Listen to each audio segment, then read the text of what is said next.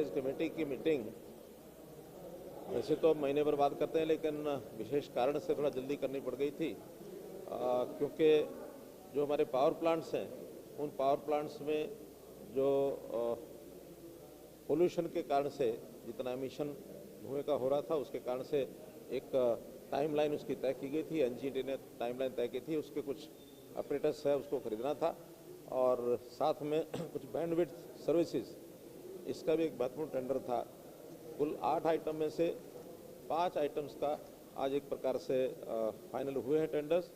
जो बैंडविड्थ का था वो 21 उसकी कैटेगरीज थी, अलग अलग स्थानों पर। पंचकुला का अलग था, गुरुग्राम और फरीदाबाद का अलग था और बाकी हरियाणा का एक अलग टेंडर था। तो तीनों जगह अलग अलग बैंडविड्थ 10 मेगाबाइट्स का, 20 megabytes, 50 megabytes, 100 megabytes, 500 megabytes, 1000 megabytes, तो ऐसे अलग अलग प्रकार की कैटेगरीज थी और कई उसमें वेंडर्स थे। और इसी प्रकार से सभी जो 5 टेंडर्स हैं उसमें 92 करोड़ रुपए की परचेज एक बार की गई है, जिसमें कुछ रेट कॉन्ट्रैक्ट भी है, परचेज भी है और जो नेगोशिएशन के माध्यम से लगभग 3 करोड़ रुपए की बचत आज हुई है, ऐसा कह सकता हूँ। सर, राम रहीम को पैरोल मिली है, सवाल उठे कि बार बार पैरोल मिल जा रही है। ये जानकारी आप ही मुझे दे रहे हैं कि उनको पैरोल मिली है, और अगर मिली है तो कोई प्रोसीजर के अंतर्गत मिली होगी, कोई उनका अधिकार होगा। इसमें हम कोई न दखलंदाजी करते हैं न कभी करेंगे। ये तो हर व्यक्ति, हर कैदी जो होता है उसके अपने व्यवहार के हिसाब से एक नियमावली है, उस नाते से अप्लाई करते हैं। जब भी अप्लाई करेंगे अगर वो ड्यू होगा तो मिलेगी, नहीं ड्यू होगा तो नहीं मिलेगी। सर, आपने भूमि पोर्टल को लेकर एक बैठक की थी कल देर शाम को, इसमें आपने कई जगह पर जमीन खरीद को मंजूरी दी है सरकारी योजनाओं को लेकर। तो ये भूमि पोर्टल को कितना कारगर आप समझते हैं? किसानों की रुचि कैसे दिखा रहे हैं, किस तरह से आप लैंड खरीद पा रहे हैं? देखिए, उसमें हम लोग क्या करते हैं कि जो हमारी आवश्यकता होती है उसको हम पोर्टल पर डालते हैं, अथवा कभी कोई किसान भी अपनी ज़मीन को बेचना चाहता तो वो भी पोर्टल पर डाल सकता है। अगर बड़ा प्रोजेक्ट है उसके अंदर एग्रीगेटर्स जो हैं वो अपना काम करते हैं और एग्रीगेट करके उनकी अपनी कमीशन उनको मिलती है, वो पोर्टल पर डालते हैं। बाद में अगर तो कलेक्ट्रेट के ऊपर ज़मीन मिल जाती है, डिप्टी कमिश्नर अपने लेवल पर डिपार्टमेंट जो है उसकी ज़मीन खरीद लेता है। अगर रेट्स कलेक्ट्रेट से हाई होते हैं तो उसमें अप टू 20% की चीफ सेक्रेटरी लेवल पर मीटिंग होती है। मोर देन 20% अगर कहीं रेट आता है तो वो एक मिनिस्ट्रियल लेवल का जो ग्रुप बना हुआ है उस ग्रुप में वो सारे विषय आते हैं और तब उससे नेगोशिएट करके डिप्टी कमिश्नर उन सब लोगों को बुलाकर रखते हैं और हम भी वीडियो कॉन्फ्रेंसिंग से बात करते हैं और एक नेगोशिएटेड रेट के ऊपर ज़मीन खरीदी जाती है।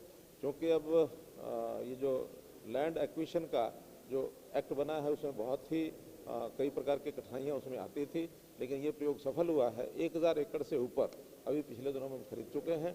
उसमें जैसे कल भी 2 जेल्स का जो प्रेमिसेस बनने हैं, नई जेल्स बननी है, जैसे फतेहाबाद में और दादरी में, चरखी दादरी में, तो ऐसे दोनों जेल्स की वो ज़मीन वो भी खरीदी है। और भी कई प्रोजेक्ट्स हैं, जिस कहीं फ्लाईओवर है, कहीं अंडरपास है, कहीं सड़क का काम है, कहीं एक बस स्टैंड की ज़मीन थी वो कल खरीदी है, कहीं विद्यालय के लिए खरीदनी होती है।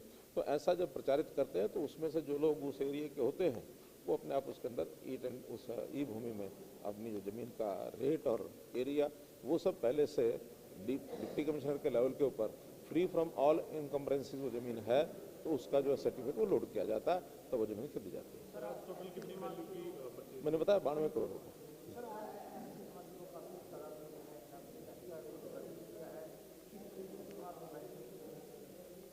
देखिए, एससी कमीशन का जो गठन हुआ है वो बहुत समय की मांग थी। सामान्यतः इस प्रकार के जो कमज़ोर वर्ग की जो भी हमारे समाज के वर्ग हैं उनके साथ ठीक से न्याय हो, सब तरह का उसको सरकारी चीज़ों की सुविधा उनको मिल रही है कि उनकी जो शिकायतें होती हैं समाज की ओर से कमीशन के माध्यम से हमारे तक पहुंचाई जाती हैं और उनकी जो रिकमेंडेशंस होती हैं उस हिसाब से हम काम करते हैं, तो इसका एक लाभ समाज को ज़रूर मिलेगा और समाज में सब सरकारी योजनाओं का जो स्कीम्स का लाभ उनको मिले या समाज की ओर से भी कई बार कोई अपेक्षाएं होती हैं वो हमारे तक पहुँचेगी तो हम उस अनुसार काम करेंगे। राष्ट्रीय गणतंत्र दिवस के मौके पर 75 कार्यक्रम इस बार करने का फैसला किया। आज़ादी का अमृत महोत्सव चल रहा है और इसमें इस बार नई शिक्षा नीति के तहत स्कूलों में भी कुछ अलग कार्यक्रम भी आयोजित किए गए। तो क्या आप समझते हैं कि जो बच्चे हैं उनको और ज़्यादा? देखिए, ये जो राष्ट्रीय उत्सव होते हैं चाहे वो 15 अगस्त है, 26 जनवरी है, तो ऐसे अवसर पर ज़्यादा से ज़्यादा लोगों तक रीच बनाई जाए और जो भी चाहे शिक्षा जो संस्थान है उनके माध्यम से अथवा जो एडमिनिस्ट्रेशन के माध्यम से कार्यक्रमों का आयोजन होता है। पहले केवल 22 जिला केंद्रों पर प्रदेश की ओर से मनाए जाते थे, अब हमने उसकी संख्या 75 कर दी है। पिछली बार 15 अगस्त 2022 को भी और अभी 26 जनवरी 2023 के ये सभी कार्यक्रम 75 स्थानों पर हो रहे हैं और हम कोशिश करेंगे कि लगातार ये भी कंटिन्यू रखें और आगे कैसे इसका विस्तार किया जा सकता है ताकि बच्चों को स्कूलों में, नौजवानों को भी और बाकी जनता के लोग जितने ज़्यादा वहाँ आएंगे, एक राष्ट्रीय उत्सव में एक राष्ट्रीय विचारधारा से, देशभक्ति से विचार जो है वो प्राप्त करते हैं। एक अच्छा प्रयोग है।